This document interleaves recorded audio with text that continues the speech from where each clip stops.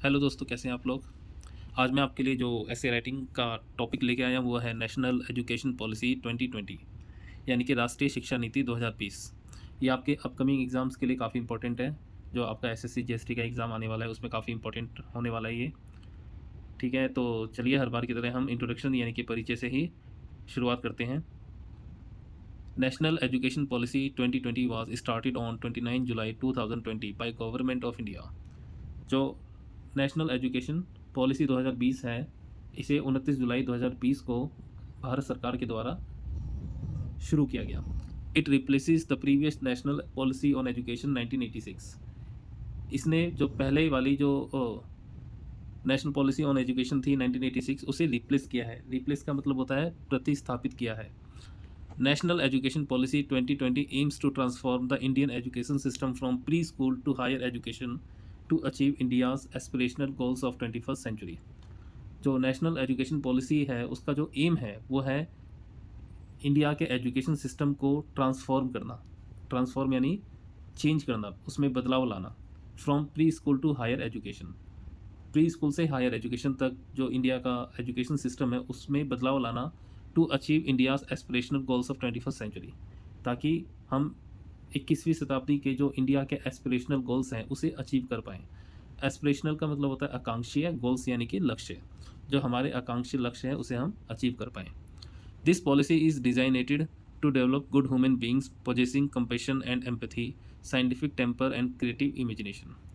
इस पॉलिसी को डिज़ाइन किया गया है, इस तरह से डिज़ाइन किया गया है कि हम एक अच्छे ह्यूमन बींग्स डेवलप कर सकें। इंसान जो हमारे नागरिक हैं उन्हें एक अच्छा इंसान बना सकें जिनके अंदर कंपैशन हो, एम्पैथी हो। कंपैशन का मतलब होता है करुणा, और एम्पैथी का मतलब सहानुभूति। ठीक है, तो ऐसे ह्यूमन बीइंग बनाना जिनके अंदर करुणा हो, सहानुभूति हो, scientific temper and creative imagination. उनके अंदर साइंटिफिक टेम्पर होना चाहिए, मतलब वैज्ञानिक स्वभाव होना चाहिए, और क्रिएटिव इमेजिनेशन होनी चाहिए, यानी कि रचनात्मक कल्पना। ये सारे गुण उनमें होने चाहिए। ठीक है, ऐसे ह्यूमन बीइंग डेवलप करना ये हमारा एम है नेशनल एजुकेशन पॉलिसी में। थोड़ा स्क्रीन को बड़ा कर देते हैं, आगे देखते हैं। It recommends the existing 10+2 curriculum structure in the form of a new structure of 5+3+3+4। जो नेशनल एजुकेशन पॉलिसी है वो रिकमेंड करती है जो हमारा एग्जिस्टिंग, जो वर्तमान का 10+2 का करिकुलम है, जो हमारा पाठ्यक्रम है 10+2 की फॉर्म में, उसे एक नया रूप देना। और उसे एक नया रूप देना यानी कि उसे 5+3+3+4 में उसे रिकमेंड करता है नेशनल एजुकेशन पॉलिसी जो है हमारी करिकुलम को। Thus we have a 5 year of fundamental education. इस तरह से हमारे पास 5 साल तो फंडामेंटल एजुकेशन के लिए है, जिसमें बच्चों का FLN वगैरह सिखाया जाता है। उसके बारे में अभी आगे बताएंगे आपको। 3 year of preparatory, 3 of middle and 4 years of secondary schooling in national education policy. तो इस तरह से जो 5+3+3+4 का जो स्ट्रक्चर है उसे इस तरह से डिवाइड किया गया है। 5 साल फंडामेंटल एजुकेशन के लिए, 3 साल प्रिपरेटरी के लिए, और 3 साल मिडल के लिए, और 4 साल जो है सेकेंडरी स्कूलिंग के लिए। ठीक है, ये हो गया हमारा इंट्रोडक्शन। अब नेक्स्ट आ जाते हैं हम विज़न पे। The vision of national education policy 2020 is to instil a deep pride among the learners for being Indian, not only in terms of thought but also in spirit and intellect, and to transform India into an equitable and vibrant knowledge society by providing high quality education to all, and thereby making India a global knowledge superpower. तो the vision of national education policy 2020 is to instill a deep pride among the learners। तो जो हमारा national education policy है उसका जो vision है वो है कि लोगों के अंदर एक डीप प्राइड जगाना, पैदा करना। इंस्टिल का मतलब होता है जगाना यानी पैदा करना, और डीप प्राइड, डीप यानी गहरा, और प्राइड यानी कि गर्व, गौरव। तो लोगों के अंदर अपने देश के प्रति और इंडियन होने के प्रति एक गर्व की भावना को पैदा करना, ये नेशनल एजुकेशन पॉलिसी 2020 का विज़न है। Not only in terms of thought, ये केवल विचार के रूप में ही नहीं, मतलब कि हम इंडियन होने पे गर्व करते हैं, ये केवल विचार के तौर पर ही नहीं विज़न है, बल्कि also in spirit and intellect, बल्कि ये स्पिरिट, भावना और इंटेलेक्ट और विवेक के टर्म्स में भी, के संबंध में भी ये हमारा विज़न है नेशनल एजुकेशन पॉलिसी 2020 में। And to transform India into an equitable and vibrant knowledge society, और भारत को एक इक्विटेबल वाइब्रेंट नॉलेज सोसाइटी में ट्रांसफॉर्म करना, ये हमारा विज़न है। ठीक है, तो equitable and vibrant knowledge societies का क्या मतलब होता है, मैं बता दूं आप। इक्विटेबल का मतलब होता है न्यायसंगत, और वाइब्रेंट नॉलेज का मतलब होता है जीवंत ज्ञान। वाइब्रेंट यानी जीवंत, ठीक है, नॉलेज यानी ज्ञान। तो भारत को एक न्यायसंगत और नॉलेज ज्ञान सोसाइटी में ट्रांसफॉर्म करना, यही इस नेशनल एजुकेशन पॉलिसी का विज़न है। By providing high quality education to all, और ऐसा कैसे संभव है? ऐसा संभव है by providing high quality education to all, सभी लोगों को हाई क्वालिटी एजुकेशन देकर, and thereby making India global knowledge super power, और भारत को एक ग्लोबल नॉलेज सुपर पावर बनाकर, ये संभव है। More over it emphasises on the development of knowledge, skills, values and character, और जो नेशनल एजुकेशन पॉलिसी है वो एम्फेसाइज करती है, वो ज़्यादा इंपॉर्टेंस एम्फेसाइज करती है किस चीज़ पे? नॉलेज डेवलपमेंट पे, स्किल डेवलपमेंट पे, वैल्यूज़ डेवलपमेंट पे, कैरेक्टर डेवलपमेंट पे। मतलब नॉलेज, लोगों का नॉलेज में विकास हो, स्किल में विकास हो, वैल्यूज़, जो हमारी जो वैल्यूज़ हैं, मूल्य हैं, और हमारे जो कैरेक्टर, उसमें विकास हो, इस पे भी एम्फेसाइज करता है, इस पे भी महत्वपूर्ण ये प्रकाश डालता है। That support responsible commitment to human rights, sustainable development and global wellbeing, और ये सारी चीज़ें जो है वो ह्यूमन राइट्स के प्रति हमारी जो जिम्मेदारी है उसे सपोर्ट करती है, और सस्टेनेबल डेवलपमेंट, और जो सस्टेनेबल डेवलपमेंट है यानी कि सतत विकास है, और जो ग्लोबल वेलबींग है यानी कि वैश्विक कल्याण है, उसके प्रति हमें, हमारी जिम्मेदारी के प्रति हमें सपोर्ट करती है। ठीक है, अब नेशनल एजुकेशन पॉलिसी 2020 जो है वो किस सिद्धांत पर काम करती है वो देखते हैं, प्रिंसिपल्स देखते हैं। तो जैसे पहला है recognising, identifying and fostering the unique capability of each student. अच्छा, ये तो हमें पता है कि प्रत्येक जो बच्चा होता है उसके अंदर एक यूनिक कैपेबिलिटी होती है, एक अद्वितीय क्षमता होती है। तो जो नेशनल एजुकेशन पॉलिसी है वो कहती है कि हमें प्रत्येक बच्चे की जो यूनिक कैपेबिलिटीज़ है, यानी कि उसकी जो अद्वितीय क्षमता है, उसे रिकॉग्नाइज, आइडेंटिफाई करना है, और उसे पहचानना है, और उसे फॉस्टर करना है। फॉस्टर का मतलब होता है उसे बढ़ावा देना है। ठीक है, जो भी बच्चे के अंदर टैलेंट है या जो भी उसके अंदर कैपेबिलिटीज़ हैं। तो ये पहला सिद्धांत हो गया। और देखते हैं, to achieve foundation literacy and numeracy by all students by grade 3। तो ये है कि सभी बच्चे जो हैं वो क्लास 3 तक जो फंडामेंटल, या जो हम फाउंडेशनल लिटरेसी एंड न्यूमरेसी कह सकते हैं, जो एक फंडामेंटल लिटरेसी और न्यूमरेसी है, वो सभी बच्चों को ग्रेड 3 तक आ जाए। इसका FLN का मतलब ये होता है कि बच्चों को जो बेसिक चीज़ें हैं वो, चाहे हिंदी की या अंग्रेजी की किताब पढ़नी हो, या छोटी मोटी कैलकुलेशन करनी हो, वो बच्चे को आ जाए। ठीक है, ये नेशनल एजुकेशन पॉलिसी में है। आगे आ जाते हैं, तीसरा पॉइंट है no hard separation between subjects, between curricular and extra curricular activities, between vocational and academic streams. इसका एक और बहुत अच्छा ये प्रिंसिपल्स है कि जो सब्जेक्ट्स में जो सेपरेशन हुआ था 10वीं के बाद, जैसे साइंस के बच्चे, अगर आपको साइंस लेनी है तो साइंस स्ट्रीम में जाना पड़ेगा, फिर आप कोई दूसरा सब्जेक्ट नहीं ले सकते हैं। अगर आपको आर्ट्स में जाना है तो आर्ट्स आपको लेनी पड़ेगी, तो उसमें आप कोई साइंस या कॉमर्स से रिलेटेड सब्जेक्ट नहीं ले सकते। अगर आप कॉमर्स में जा रहे हैं तो साइंस से रिलेटेड कोई सब्जेक्ट नहीं ले सकते। तो ये जो एक हार्ड सेपरेशन बना हुआ था, इस सेपरेशन को ये क्या करता है, ख़त्म करता है। अब आप, अगर आपने कोई साइंस स्ट्रीम ली है तो आप क्या कर सकते हैं, आप एट द सेम टाइम आप आर्ट्स का कोई सब्जेक्ट लेना चाहते हैं, आपको हिस्ट्री में या किसी और सब्जेक्ट में रुचि है, तो आप वो भी ले सकते हैं। तो ये इसे जो एक हार्ड सेपरेशन बना हुआ था उसे ख़त्म करता है। आगे देखते हैं, अगला है कंसेप्चुअल अंडरस्टैंडिंग। तो जो नेशनल एजुकेशन पॉलिसी है वो it discourages rote learning and learning for exams. ये डिस्क्रेज करती है रोट लर्निंग को। रोट लर्निंग का मतलब जो रट्टा मारते हैं उसे डिस्क्रेज करती है, मतलब उसे एनकरेज नहीं करती, डिस्करेज करती है। एनकरेज का उल्टा डिस्करेज। या हम जो एग्ज़ाम के लिए पढ़ते हैं उस ऐसी लर्निंग को डिस्करेज करती है। Instead it emphasises on the conceptual understanding. बल्कि ये क्या करती है, ये कंसेप्चुअल अंडरस्टैंडिंग को एम्फेसाइज करती है। ठीक है, तो रोट लर्निंग को डिस्करेज करते हैं और कंसेप्चुअल अंडरस्टैंडिंग को एनकरेज करते हैं, ये हम कह सकते हैं। अगला पॉइंट है equity and inclusion. Equity and inclusion का मतलब होता है समानता और समावेशन। इक्विटी इक्वल से बना है, समानता इंक्लूजन यानी समावेशन यानी इंक्लूड करना। To ensure equal access to quality education for all learners irrespective of their social और इकोनॉमिक बैकग्राउंड। तो जो नेशनल एजुकेशन पॉलिसी है वो ये इंश्योर करती है कि सभी लोगों को क्वालिटी एजुकेशन मिले, ठीक है, चाहे वो किसी भी इकोनॉमिक या सोशल बैकग्राउंड से शिक्षार्थी आता हो। लर्नर्स यानी शिक्षार्थी, यानी जो स्टूडेंट हैं वो किसी भी सोशल या इकोनॉमिक बैकग्राउंड से आता हो, सभी को क्वालिटी एजुकेशन मिले, ठीक है।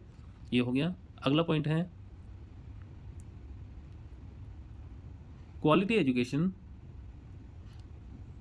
National Education Policy aims for providing high quality education at all levels to promote critical thinking, creativity and holistic development of learners। तो जो नेशनल एजुकेशन पॉलिसी है उसका एम है कि वो हाई क्वालिटी एजुकेशन जो है वो हर लेवल पे बच्चों को देना चाहती है, ताकि बच्चों में critical thinking, creativity and holistic development जो है उसका विकास हो सके, प्रमोट हो सके। क्रिटिकल थिंकिंग का क्या मतलब होता है? क्रिटिकल थिंकिंग यानी आलोचनात्मक सोच, और क्रिएटिविटी का मतलब होता है रचनात्मक, और होलिस्टिक डेवलपमेंट का मतलब होता है, होलिस्टिक का मतलब समग्र विकास, ठीक है। अगला पॉइंट है फ्लेक्सिबिलिटी। फ्लेक्सिबिलिटी यानी कि लचीलापन। इसमें देखते हैं the learners can choose their own path in life according to their talents, interest and aptitudes, ठीक है। तो फ्लेक्सिबिलिटी में देखते हैं कि जो शिक्षार्थी हैं वो अपना खुद का रास्ता चुन सकते हैं अपने टैलेंट, इंटरेस्ट यानी रुचि और एप्टीट्यूड के अनुसार। मतलब जो लर्नर्स हैं उन्हें लगता है कि उनका जिस भी फील्ड में इंटरेस्ट है वो उस करिकुलम को चुन सकते हैं। ये नेशनल एजुकेशन पॉलिसी के हिसाब से है। अगला पॉइंट आ जाते हैं प्रमोटिंग मल्टीलिंगुअलिज्म, यानी कि मल्टीलिंगुअलिज्म का मतलब होता है बहुभाषीयता, मतलब कई भाषाओं को प्रमोट करना। तो इसमें देखते हैं 3 language formula will continue and the local language medium of instruction will be preferred at least up to class 8। तो नेशनल एजुकेशन पॉलिसी में क्या है कि 3 लैंग्वेज फॉर्मूला को कंटिन्यू किया जाएगा, मतलब 3 लैंग्वेज पढ़ाई जाए। बच्चा जो है अगर 3 लैंग्वेज पढ़ना चाहता है तो वो 3 लैंग्वेज पढ़ सके, ऐसा प्रोविज़न नेशनल एजुकेशन पॉलिसी में होगा। And the local language medium of instruction will be preferred, और जो मीडियम ऑफ इंस्ट्रक्शन है वो लोकल लैंग्वेज में हो, मतलब जो बच्चे की लोकल लैंग्वेज है, जो उसकी स्थानीय भाषा है, उसमें इंस्ट्रक्शन जो है वो सारी दिए जाएँ, पढ़ाया जाए, सब कुछ समझाया जाए। इस चीज़ को प्रेफर किया जाएगा। प्रेफर का मतलब होता है इस चीज़ को प्रेफरेंस पे रखा जाएगा। एटलीस्ट अप टू क्लास 8, कम से कम क्लास 8 तक, और उसके बाद भी कंटिन्यू हो सकता है, ठीक है। अगला पॉइंट आ जाता है टेक्नोलॉजी इंटीग्रेशन। मतलब नेशनल एजुकेशन पॉलिसी में क्या है, टेक्नोलॉजी को भी इंटीग्रेट किया गया है, मतलब टेक्नोलॉजी को टीचिंग लर्निंग जो प्रोसेस है उसके अंदर इंक्लूड किया गया है। तो इसमें पढ़ते हैं inclusion of technology in teaching learning processes to enhance quality of education and making it more accessible and engaging. तो नेशनल एजुकेशन पॉलिसी के हिसाब से जो टीचिंग लर्निंग प्रोसेस है उसमें टेक्नोलॉजी को इंक्लूड किया गया है, ताकि जो एजुकेशन की क्वालिटी है वो एनहेंस हो सके, और एजुकेशन जो प्रोसेस है वो ज़्यादा एक्सेसिबल और एंगेजिंग हो जाए। एक्सेसिबल का मतलब सुलभ, ठीक है। जो टीचिंग लर्निंग प्रोसेस है वो थोड़ा सुलभ हो जाए, इजी हो जाए, और एंगेजिंग का मतलब होता है कि आकर्षक हो जाए, ठीक है। अगला पॉइंट आ जाते हैं हम रिसर्च एंड इनोवेशन। इसमें देखते हैं to encourage research and innovation for outstanding education and development. तो नेशनल एजुकेशन पॉलिसी में जो है वो रिसर्च और इनोवेशन को एनकरेज किया गया है, उन्हें प्रोत्साहित किया गया है, ताकि असाधारण शिक्षा जो है और बच्चों का जो विकास है वो हो सके, ठीक है। तो रिसर्च और इनोवेशन को एनकरेज किया गया है। और अगला पॉइंट है सस्टेनेबल डेवलपमेंट। सस्टेनेबल का मतलब होता है, सस्टेनेबल एक तरह से कह सकते हैं हम कि सतत, मतलब लगातार चलने वाला। तो सस्टेनेबल डेवलपमेंट यानी कि जो सतत विकास है उसे नेशनल एजुकेशन पॉलिसी में प्रमोट किया गया है।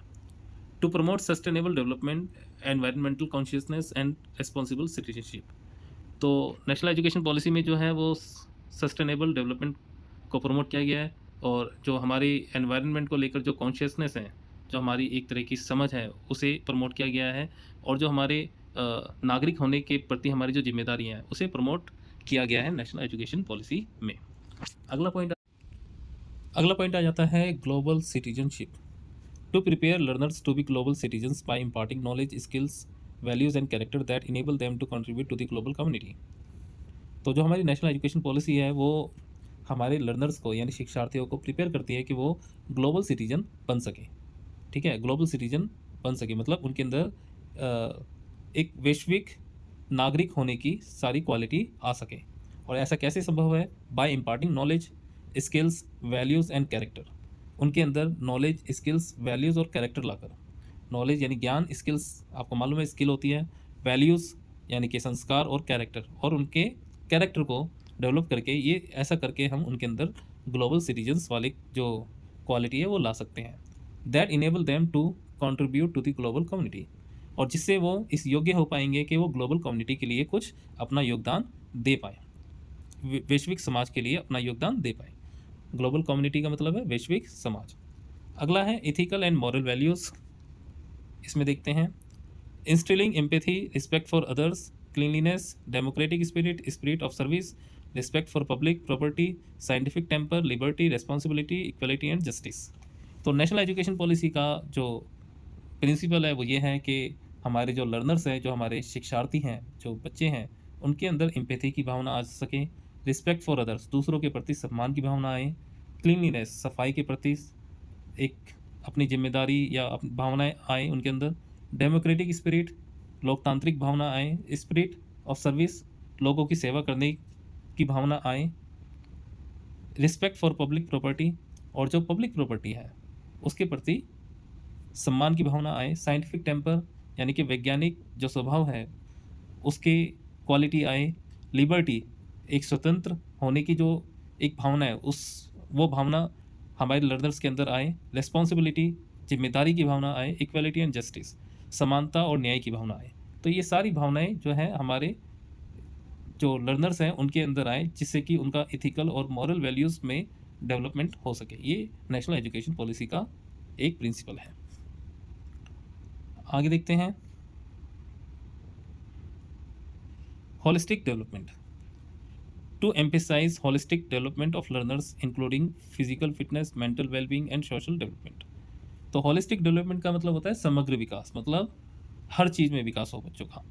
तो ये एम्फेसाइज करता है, महत्व डालता है कि बच्चों का होलिस्टिक डेवलपमेंट हो सके, इंक्लूडिंग फिजिकल फिटनेस, उनकी फिजिकल फिटनेस में भी हो, मेंटल वेलबींग मानसिक रूप से अच्छे स्वस्थ हों, एंड सोशल डेवलपमेंट, और हमारे जो लर्नर्स हैं उनका सोशल डेवलपमेंट भी हो। ठीक है, इस तरह से अगर जो हमारे जो शिक्षार्थी हैं उनका फिजिकल फिटनेस अच्छी रहती है, उनकी मेंटल वेलबींग अच्छी होती है, उनके सोशल डेवलपमेंट होते हैं, तो इस तरह से उनका होलिस्टिक डेवलपमेंट हो पाएगा, उनका समग्र हर क्षेत्र में विकास हो पाएगा। ठीक है, ये हो। अगला पॉइंट आ जाता है teachers and faculty as the heart of the learning process.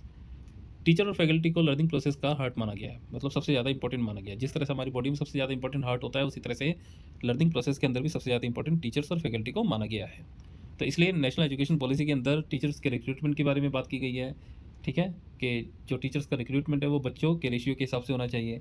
Continuous professional skills या डेवलपमेंट के बारे में बात की गई है कि टीचर्स के अंदर जो प्रोफेशनल डेवलपमेंट हो सके उन चीज़ों के बारे में बात की गई है। पॉजिटिव वर्किंग एनवायरनमेंट के बारे में बात की गई है, और सर्विस कंडीशंस के बारे में बात की गई है। तो मतलब जहाँ टीचर पढ़ाते हैं वहाँ का एनवायरनमेंट जो है पॉजिटिव होना चाहिए। इन सब चीज़ों के बारे में बात की गई है, क्योंकि अगर ऐसा होता है तो उससे टीचर जो है ज़्यादा कंट्रीब्यूट कर पाता है टीचिंग लर्निंग प्रोसेस में। अगला पॉइंट है all light but tight regulatory framework to ensure integrity, transparency and resource efficiency of the educational system. यहाँ पर ऑल नहीं होगा, ये ए होना चाहिए, तो इसे आप करेक्शन कर लेना, ए कर देना। ठीक है, तो a light but tight regulatory framework. तो जो रेगुलेटरी फ्रेमवर्क है यानी कि जो नियामक ढांचा है, जिस ढांचे के अंतर्गत टीचर जो है टीचिंग लर्निंग प्रोसेस करेगा, वो लाइट होना चाहिए लेकिन टाइट होना चाहिए। मतलब टीचर को थोड़ा सा टाइट रखना पड़ेगा। ठीक है, टीचिंग प्रोसेस लाइट हो लेकिन टीचर के काम करने का तरीका थोड़ा सा टाइट हो, ताकि हम इंश्योर कर सकें कि इंटीग्रिटी, ट्रांसपेरेंसी और रिसोर्स एफिशिएंसी जो है एजुकेशनल सिस्टम में ये सारी चीज़ें आ सके। इंटीग्रिटी यानी कि जो टेक्नोलॉजी इंटीग्रेशन है वो आ सके, ट्रांसपेरेंसी आ सके, सिस्टम में ज़्यादा ट्रांसपेरेंट हो, और जो रिसोर्स एफिशिएंसी है वो बढ़े। ठीक है, ये हो गया। अगले पॉइंट पे आ जाते हैं। अगला है कंटिन्यूस रिव्यू ऑफ प्रोग्रेस। हाँ, जो लर्नर्स है वो कितना सीख पा रहा है, इसका कंटिन्यूअस रिव्यू होना चाहिए। बच्चों की जो प्रोग्रेस है उसका रिव्यू कंटिन्यूअस होना चाहिए। तो based on sustain research and regular assessment bye educational experts. तो जो बच्चों का, ठीक है, रेगुलर असेसमेंट हो और जो रिसर्च है, रिसर्च के बेसिस पे, ठीक है, बच्चों का जो लर्नर्स है उनका कंटिन्यूअस रिव्यू होना चाहिए उनकी प्रोग्रेस का। अगला point, education is a public service. तो एजुकेशन जो है पब्लिक सर्विस है, ये इसका संदर्भ दिया गया है नेशनल एजुकेशन पॉलिसी में। Access to quality education must be consider a basic right of every child. तो क्वालिटी एजुकेशन जो है हर बच्चे का अधिकार है, एक मूलभूत अधिकार है, ये नेशनल एजुकेशन पॉलिसी में बात कही गई है। अब फाइनली आ जाते हैं हम कंक्लूजन के ऊपर। The national education policy 2020 is a policy of great importance. जो राष्ट्रीय शिक्षा नीति 2020 है, ये इसका बहुत अधिक महत्व है, as it has potential to transform India's education system, क्योंकि इसके अंदर क्षमता है कि ये भारत के एजुकेशन सिस्टम को बदल सकता है। Holistic development, language diversity, technology integration and the flexible higher education are the main highlights of this policy. इस पॉलिसी की मेन जो हाईलाइट्स है वो है होलिस्टिक डेवलपमेंट, यानी बच्चों का समग्र विकास हो, बच्चे हर क्षेत्र में विकास करें। और लैंग्वेज डाइवर्सिटी के बारे में बात की गई है कि बच्चों को उनकी लोकल लैंग्वेज में इंस्ट्रक्शन मिले, उन्हें 3 लैंग्वेज सीखने का मौका मिले। और टेक्नोलॉजी इंटीग्रेशन के बारे में बात की गई है कि यानी जो टीचिंग लर्निंग प्रोसेस है उसके अंदर टेक्नोलॉजी को इंटीग्रेट किया जा सके, ताकि जो टीचिंग लर्निंग प्रोसेस है और ज़्यादा एंगेजिंग हो और ज़्यादा आकर्षक हो। एंड फ्लेक्सिबल हायर एजुकेशन, और जो हायर एजुकेशन है वो फ्लेक्सिबल हो, मतलब उसमें इतनी ज़्यादा कॉम्प्लिकेशन ना हो, जैसा कि आज है कि साइंस का बच्चा आर्ट्स का सब्जेक्ट नहीं ले सकता, आर्ट्स का बच्चा कॉमर्स के सब्जेक्ट नहीं ले सकता। तो ये जो इतनी कॉम्प्लिकेशन है, इतनी कॉम्प्लिकेशन ना हो, उसमें थोड़ा फ्लेक्सिबल हो कि साइंस का बच्चा अगर आर्ट्स का कोई सब्जेक्ट पढ़ना चाहता है तो वो पढ़ सकता है, और आर्ट्स का बच्चा कोई अदर सब्जेक्ट पढ़ना चाहता है तो वो पढ़ सकता है। तो फ्लेक्सिबल होना चाहिए। इट्स इम्प्लीमेंटेशन में भी चैलेंजिंग। जो नेशनल एजुकेशन पॉलिसी का जो इम्प्लीमेंटेशन है, उसे लागू करना है जो, वो चैलेंजिंग हो सकता है, but it ensures a progressive vision for the future of education in India. लेकिन ये इंश्योर करता है कि भारत में एजुकेशन का जो फ्यूचर है वो प्रोग्रेसिव होगा। ठीक है, जो नेशनल एजुकेशन पॉलिसी है वो ये इंश्योर करती है कि जो हमारा एजुकेशन सिस्टम है, भारत का जो एजुकेशन सिस्टम है वो प्रोग्रेसिव होगा। तो इस तरह से ये था आपका essay writing national education policy 2020 के ऊपर। आई होप आपको पसंद आया होगा। अगर आप चाहते हैं कि इससे रिलेटेड वोकैब्स अगर आप चाहते हैं कि मैं आपको प्रोवाइड करूँ, तो आप मेरे टेलीग्राम लिंक को जो है उसे फॉलो कर लीजिए, उसे सब्सक्राइब कर लीजिए, या जो भी आप टेलीग्राम पे ज्वाइन करते हैं उसे ज्वाइन कीजिए, ताकि मैं आपको इसकी वोकैब्स जो है वो टेलीग्राम चैनल पे भेज दूँगा, वहाँ से आप इसकी वोकैब्स भी देख सकते हैं। तो चैनल को सब्सक्राइब कर दो, वीडियो को लाइक कर दो। आप अगर आप वीडियो को लाइक करते हैं तो मेरा उससे कॉन्फिडेंस और बढ़ता है और मैं आपके लिए और नई वीडियो लाता हूँ।